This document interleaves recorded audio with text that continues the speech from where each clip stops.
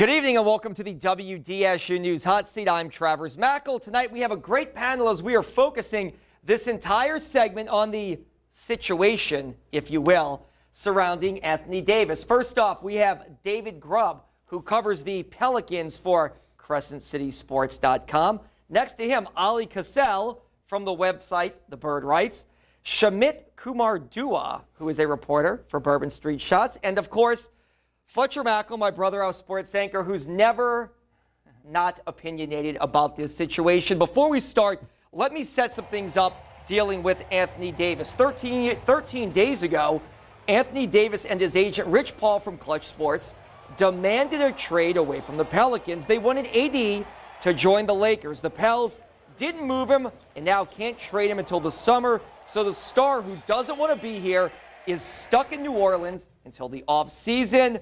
Will he keep playing for the Pelicans? That's the big question.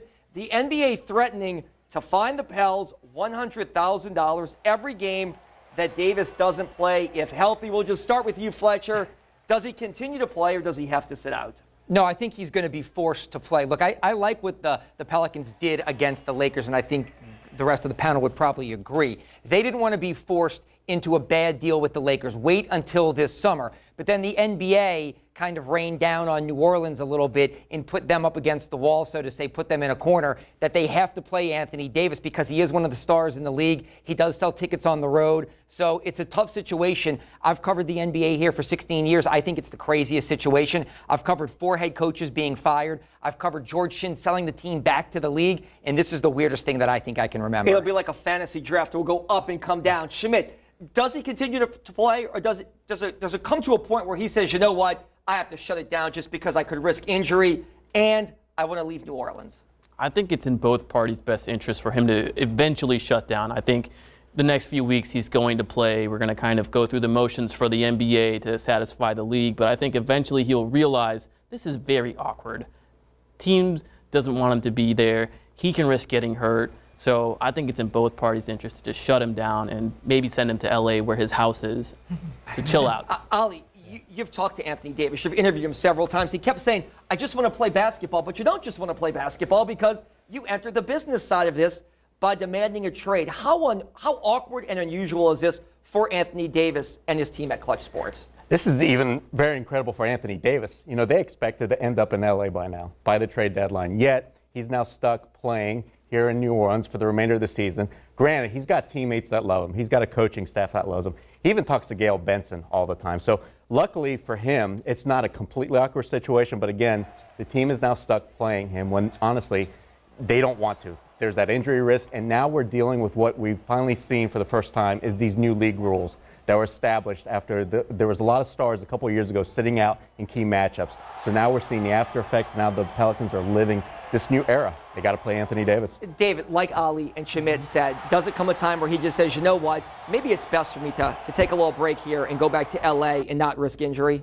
I think it won't be before the Pelicans are officially eliminated from the playoffs at this point. I mean, you know, the way the league has enforced this policy, they're going to be very stringent about that. And I think the impression now is they don't want agents determining when players are going to play or teams deciding to hold people out because of the fans. So I think this situation goes on at least until the Pelicans are officially eliminated. Let's start with you because I know you want to jump on this question. Magic Johnson came out today and said the Pelicans didn't negotiate in good faith.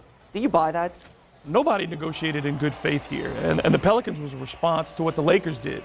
When this request came out that Monday morning, and Anthony, you know, at his first press conference says he never intended this to get public. It only became public because of leaks and that Rich Paul was asked a question, so he answered it. Well, when you do that 10 days before the trade deadline and you know that the partners for potential trades are extremely limited, you're trying to orchestrate the deal. So it's one thing, hey, I don't have any problem with a player trying to take advantage of whatever position that they have in a negotiation. But when you're trying to leave and you're also trying to box in the franchise you're trying to leave, you have a problem. And the Pelicans had no incentive to negotiate in good faith with the Lakers. Ali, Kenny, go ahead. If you want to the expectation was, from the Pelicans' point of view, to make it through the summer. there was always that thought, there was rumors behind the scenes that AD wanted out. Was there a gentleman's agreement there too, kind of? Could you say that between the Pelicans and his agency? Absolutely, I think so. I think they were negotiating, even though they honestly weren't on eye to eye. They rarely did talk, I know, but he was around the facility often, so there was communication. But suddenly, then they made this sudden jump to action, call to arms, and they forced the Pelicans into a corner. If you could talk about this, the Pelicans tried to handle this as best they could, but did they ever really, Schmidt, want to trade Anthony Davis? I mean, if the deal was overwhelming, would they have taken a deal, or was just kind of smoke and mirrors because he was staying here the whole time? I think if the deal was overwhelming, they would have considered taking it, but from the jump, the moment the trade was announced, the Pelicans put out a statement saying, we're going to do this on our own timeline. So with that in mind, I think the Pelicans are going to take a long and hard look at every single offer that's going to come this summer, and the Lakers, unfortunately, just did not wow them. So there wasn't much of a chance of this materializing.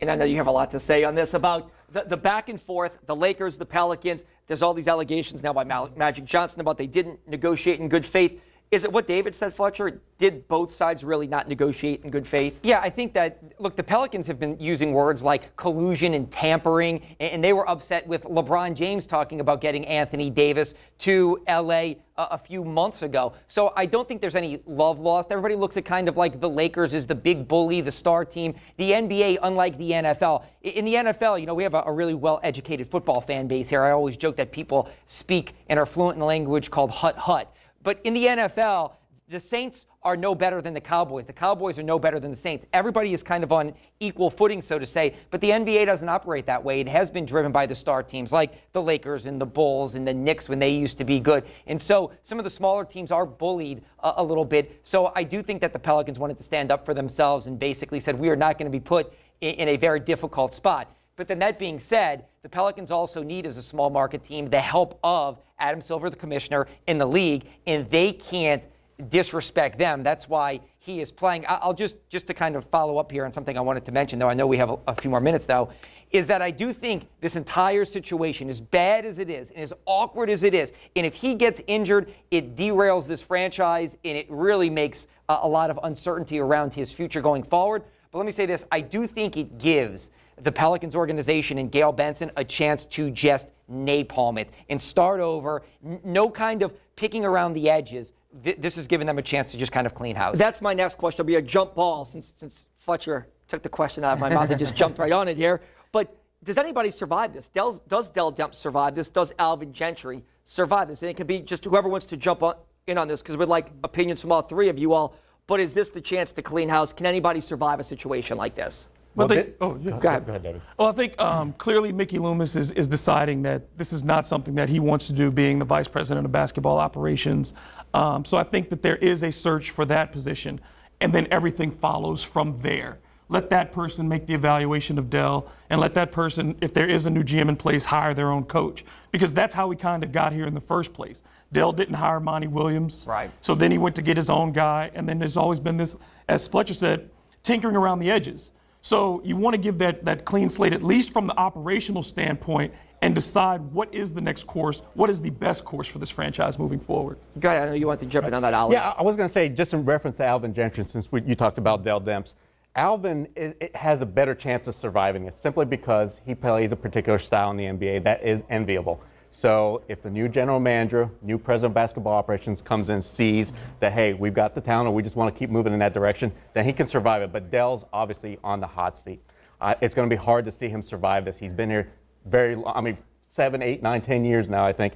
Since Chris Paul was traded, he traded away Chris Paul. Anthony Davis now is going to be traded away. Two failed superstars. I don't know how you can give him a third. And the style of play, if you could talk about this, Schmidt, is up-tempo. It's fast-paced. People want to play that style right now that Alvin Gentry coaches. Yeah, absolutely. I think Alvin plays a very egalitarian offense. Everyone shares the ball. Everyone runs the court. It's easy to get points, and guys are very attracted to systems that they can get easy numbers in because it gets them a better contract. But I do want to play the devil's advocate just a little bit. Obviously, the results have not been there. You can't argue the results. Right. But something I do want to argue is every single transaction that Dell Demps makes gets ownership sign-off.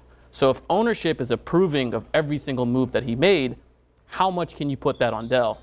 And how much do you have to look upwards? Yeah, it's a great question, but the problem is, unfortunately, I guess that's the way professional sports works, where I don't think Gail is firing Mickey by any means. I think he's the only one who you mentioned who is safe. Go ahead. If I can follow Sure. up on that, Go because ahead. people like to talk about Mickey Loomis, and I think nationally the narrative is he's a football guy running a basketball team, but he's not running the basketball team. I always tell people, look at Mickey Loomis as the minority owner of this team, that he is Gail Benson, and he was Tom Benson before his passing's top lieutenant. So he is involved and will always be involved in this franchise, and he will be picking whoever they choose to run this organization going forward.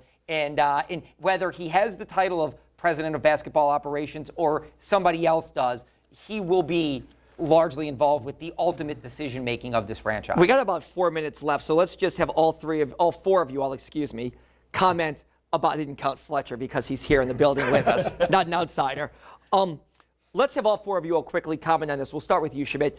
What happens to Anthony Davis? If you can answer that in about 30 seconds to a minute, pull out your crystal ball. What happens to him when the season's over? Because obviously, to use a term, he ain't going to be here. I think draft night or the day before the draft, Woj will have a tweet announcing Anthony Davis is a Boston Celtic, and the Pelicans will get everything they want in return, a top shelf player in Jason Tatum, draft picks, as well as veterans like Marcus Smart. Let's go with you, Ollie, and then you, David. What happens to Anthony Davis? Give us a timeline, and where do you think he ends up? Well, I think they're going to wait until, honestly, free agency. They want to see all the dominoes that people are going to present packages.